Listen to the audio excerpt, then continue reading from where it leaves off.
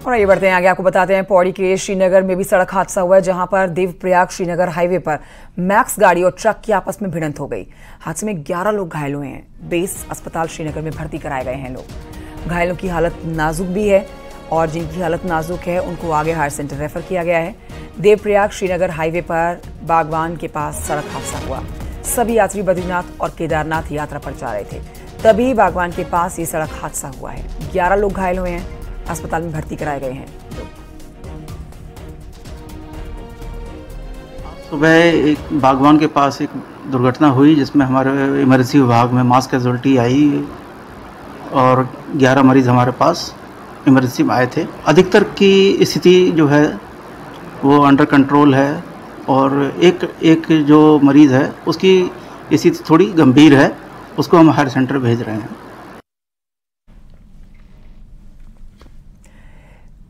श्रीनगर में गुलदार का आतंक भी बढ़ता जा रहा है। इसको लेकर जानकारी दे देते हैं आपको। श्रीकोट गंगनाली क्षेत्र में गुलदार ने एक 4 साल के मासूम पर हमला करके उसे बुरी तरह से घायल कर दिया। जख्मी बच्चा गुलदार ने बच्चे को उसके घर के आंगन से उठा ले जाने के लिए पहले तो पूरा जोर लगाया। स्थानीय लोगों ने जब देखा कि बाग बच्चे को लेकर जा रहा है तो शोर मचाने के बाद गुलदार ने बच्चे को वहीं छोड़ दिया। परिजन बच्चे को लेकर तुरंत अस्पताल पहुंचे। बच्चे की हालत नाजुक बनी हुई है। ऋषिकेश एम्स रेफर किया गया है बच्चे को। श्रीनगर क्षेत्र में बीते 6 महीने से लगातार गुलदार के हमले बढ़ते जा रहे हैं और ये 5वीं घटना है जिसमें बच्चा बुरी तरह से घायल हुआ है। लोगों ने वन विभाग से गुलदार के आतंक से निजात दिलाने की मांग की है। गुलदार जो है मकान मालिक ने ये बच्चे आंगन में थी और मकान मालिक लाइट बंद गई तो जैसे मकान मालिक अंदर गया तो ये भी अपने कमरे के अंदर जाने लगे तो उसको बाघ ने उठा दिया। लेकिन स्थानीय लोगों द्वारा शोर में जाने पर बाघ ने इसको छोड़ दिया और कुछ लोग इसको जो है उठा के इमरजेंसी में ले गए, आपातकालीन उसमें ले गए। क्षेत्र है इसमें ज़्यादा खतरा है, तो मेरा दोबारा सबसे अनुरोध है श्रीनगर वासियों से, खासकर जो जंगल के किनारे रह रहे हैं इनसे अनुरोध है कि आप जो है बच्चों को रात को अंधेरा होने के बाद जो है अपने घरों से बाहर ना निकलने दें और बच्चों को अपनी सुरक्षा में रखें।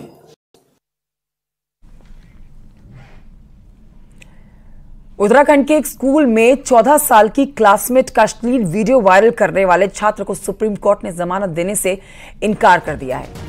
ये बड़ी जानकारी आपको दे रहे हैं। इस वीडियो में बदनामी की वजह से बच्ची ने कथित तौर पर आत्महत्या कर ली थी।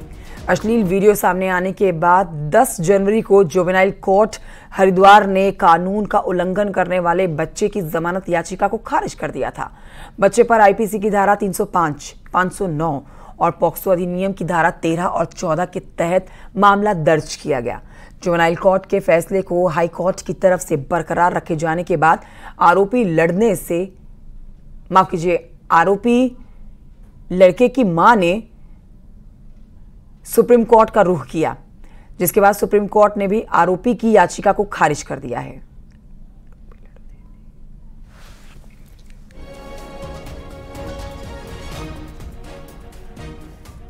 नैनीताल में सीजन के दौरान अवैध होटलों पर बड़ी कार्रवाई इस समय चल रही है। बिना लाइसेंस के चल रहे इन होटल्स को नोटिस थमा दिया गया है। नोटिस दिया गया है, कार्रवाई भी तब होगी अगर नोटिस पर काम नहीं किया जाएगा। कुछ को सीज किया गया है, कुछ होटल्स को, और कुछ को नोटिस थमाया गया है। अब ये कार्रवाई अवैध निर्माण को लेकर शुरू होने जा रही है। 15 वार्ड के लिए बनी कमेटी ने अवैध निर्माण को अपनी रिपोर्ट तैयार की है।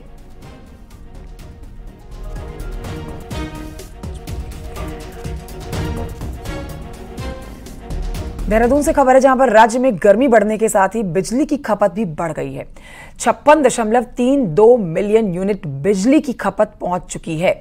पहली बार सर्वोच्च स्तर पर बिजली खपत पहुंची है। ऊर्जा निगम ने उपभोक्ताओं से अनावश्यक बिजली खर्च न करने की अपील की है।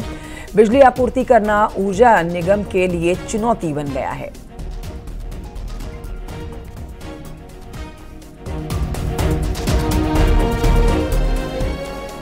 यमुनोत्री धाम में भक्तों की भारी भीड़ इस समय उमड़ रही है। श्रद्धालुओं की भारी भीड़ को देखते हुए प्रशासन ने नई व्यवस्था बनाई है, जिसके तहत अब काम किया जा रहा है। नई व्यवस्था जिसके तहत यमुनोत्री धाम पहुंचने के बाद महज 60 मिनट के अंदर दर्शन करके लौटना होगा।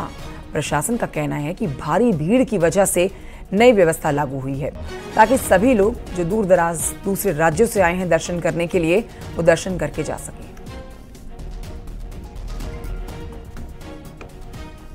तो उनको हमने 1 घंटे का टाइम दे रखा है कि 1 घंटे के अंदर उनके दर्शन हो जाए और जो उनको स्नान करना है स्नान पूरा हो जाए और ताकि वो 1 घंटे के अंदर फिर वापस आ जाए जानकी चट्टी।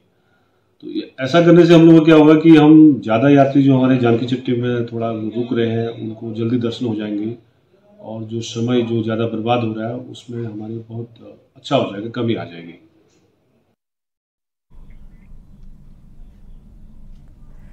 लाखों श्रद्धालु इन दिनों बद्रीनाथ, केदारनाथ, गंगोत्री, यमुनोत्री के दर्शन के लिए पहुंच रहे हैं, लेकिन इन्हीं श्रद्धालुओं में कई श्रद्धालु ऐसे भी हैं जो अपनी चारधाम की यात्रा को मां धारी देवी का आशीर्वाद लेने के लिए बाद मानते हैं। देखिए पूरी कहानी।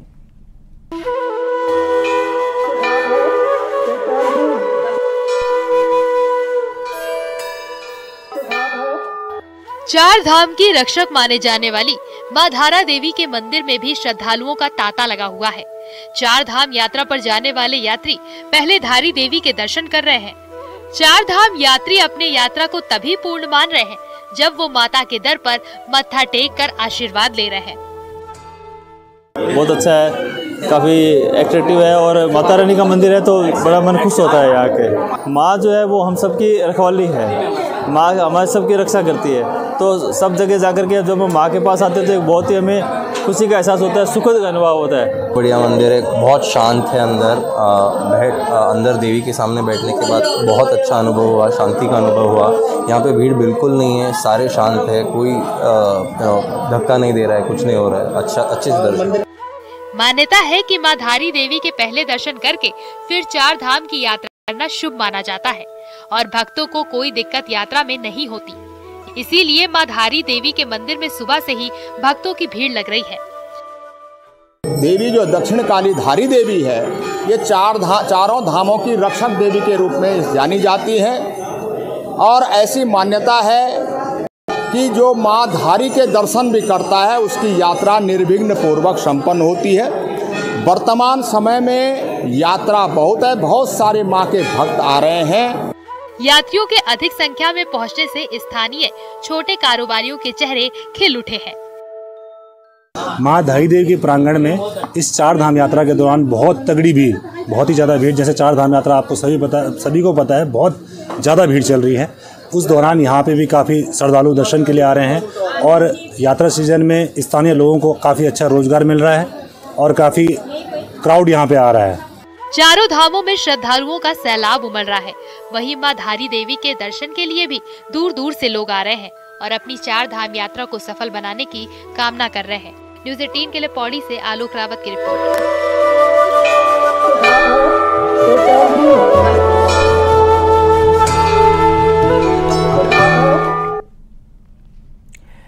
और आइए आगे बढ़ते आपको बताते हैं हेमकुंड साहिब की यात्रा का बुधवार से ऋषिकेश से शुभारंभ हो गया है।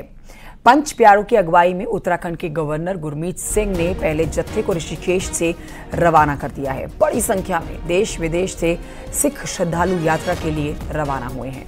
इस अवसर पर गवर्नर गुरमीत सिंह ने संगतों का स्वागत किया है। हेमकुंड में सेना के जवानों ने बर्फ हटाकर मार्ग तैयार कर लिया है। 25 मई से हेमकुंड साहिब के कपाट खुलने वाले हैं।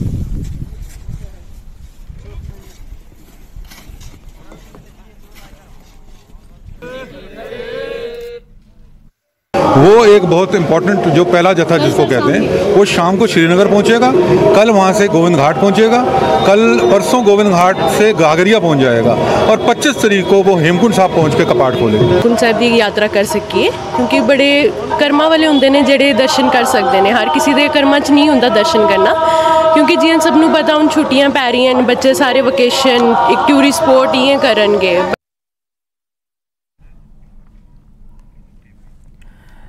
न्यूज़ 18 के साथ खास इंटरव्यू में अमित शाह ने केजरीवाल के उस बयान पर निशाना साधा है जिसमें उन्होंने कहा था कि 4 जून को अगर इंडिया गठबंधन की सरकार बनी तो उन्हें जेल नहीं जाना पड़ेगा। अमित शाह ने कहा है कि केजरीवाल 4 जून को जेल में ही रहेंगे। केजरीवाल अपनी रैलियों में अक्सर कहते हैं कि 2 जून के बाद मैं जेल जाऊंगा नहीं जाऊंगा, ये तय करेंगे 4 जून के नतीजे। इंडिया अलायंस अगर सरकार में आता है तो मुझे जेल नहीं जाना पड़ेगा। जहां तक मेरी समझ है उनको 1 जून को ही जाना है, सरेंडर करना है, तो 4 जून को तो वो जेल में ही होंगे। लेकिन आपने भी एक स्टेटमेंट दी कि ये स्पेशल ट्रीटमेंट है। नहीं, मैंने तो जजमेंट के बारे में जी, केजरीवाल जी के बारे में नहीं किया है। क्यों आपको लगता है कि ये जजमेंट खास है? देखिए, किसी भी व्यक्ति को अपने कामकाज के लिए इस तरह से इंटरिम बेल नहीं मिला है। मानो कोई चार्ट अकाउंटेंट होगा, कोई इंडस्ट्रियलिस्ट होगा, कोई किसान की बुआई का समय हुआ होगा, कोई हज्जाम की दुकान चला रहा होगा, तो उनके भी तो कामकाज है। उनको इस प्रकार के इंटरिम बेल कभी नहीं मिले।